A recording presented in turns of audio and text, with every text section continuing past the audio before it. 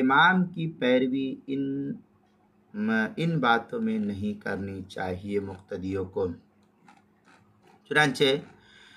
4 باتوں میں امام کی پیروی مقتدی پر لازم نہیں ہے۔ پہلا، نمبر 1،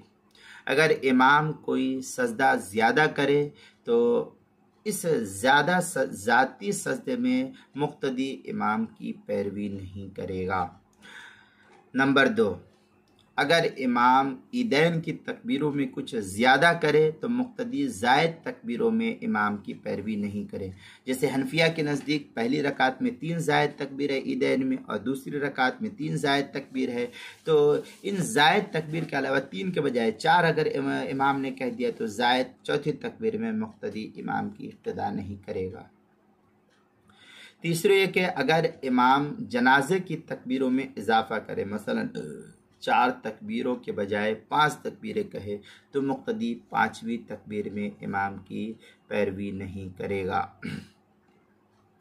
چنانچہ اس سلسلے میں حلبی کبیری کے اندر ہے وَأَرْبَعَةُ أَشْيَاء إِذَا فعلها الامام لا يتابع القوم لو زاد سجدہ او زاد على اقوال الصحابہ فی تکبیرات العیدین وکان المقتدی یسمع التکبیر منہ بخلاف۔ اس طریقے کے الفاظ جو حلبی کبیری صفحہ 528 قبیلہ قضاء الفوائد جو سہیل اکیڈمی لاہور کا چھپا ہوا نسخہ، اس کے اندر فتاوی ہندیہ جلد نمبر 1 صفحہ نمبر 90 الفصل السادس فیما یتابع الامام وفیما لا یتابعہ جو مکتبہ ماجدیہ کوئٹہ بلوچستان کا چھپا ہوا نسخہ، اس کے اندر فتاوی شامی جلد نمبر 2 صفحہ نمبر 12 باب الوتر والنوافل مطلب فی القنوت للنازلہ جو ایچ ایم سعید کراچی کا چھپا ہوا نسخہ، اس کے اندر فتاوی شامی جلد نمبر 1 صفحہ نمبر 470 مطلب مہم فی تحقیق متابعت الامام جو ایچ ایم سعید کراچی پاکستان کا چھپا ہوا نسخہ ہے، اس کے اندر۔ یہ تو 3 باتیں تھیں۔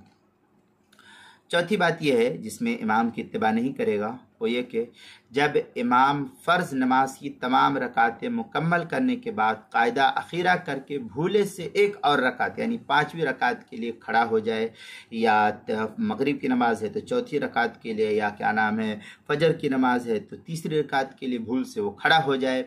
تب مقتدی زائد رکعت میں امام کی اقتداء اور پیروی نہیں کرے گا۔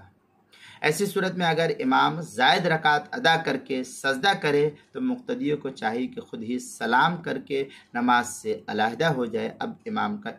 امام کے اتباع نہ کرے۔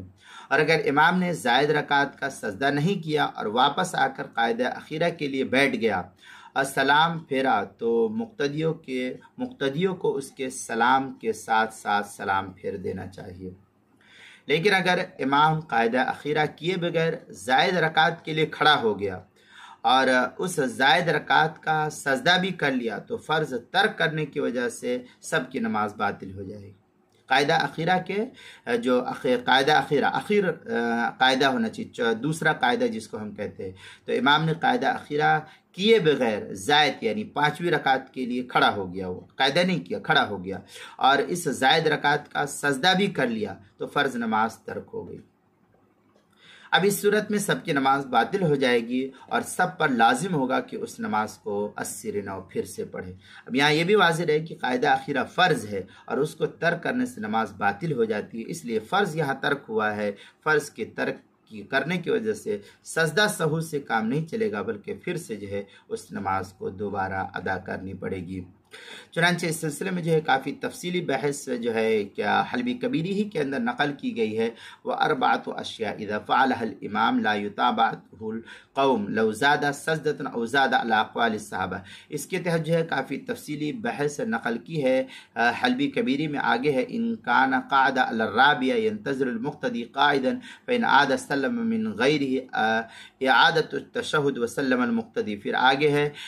کیا نام وَإِن قَيَّدَ خامس فسدت صلاته جميعا ولا يفيد المقتدی التشہد وسلام وحدہ۔ اس طریقے کی عبادت حلبی کبیری صفحہ 528 قبیلہ قضاء الفوائد جو سہیل اکیڈمی لاہور کا چھپا ہوا نسخہ، اس کے اندر فتاوی ہندیہ جلد نمبر 1 صفحہ نمبر 90 الفصل السادس فیما یتابع الامام وفیما لا یتابع جو مکتبہ ماجدیہ کوئٹہ کا چھپا ہوا نسخہ، اس کے اندر، اور فتاوی شامی جلد نمبر 2 صفحہ نمبر 12 باب الوتر والنوافل مطلب فی القنوت للنازلہ नाजिला जो HM सईद कराची का छपा हुआ नुस्खा उसके अंदर है। और आगे मजीद फतवा शामी जिल्द नंबर 1 सफ़ा नंबर 470 मतलब मुहिम फी तहक़ीक़ मुताबअतुल इमाम के तहत जो है इसको नकल किया गया है। और क्या नाम है, नमाज के मसाइल का इंसाइक्लोपीडिया जिल्द नंबर 1 सफ़ा नंबर 165 और 166 हरूफ तहज्जी अलिफ उन्वान है इमाम की पैरवी इन बातों में ना करे। इसके तहत जो है इस मसले की वजाहत नकल की गई, वहाँ इस मसले की मुकम्मल तफसीलात को देखा जा सकता है।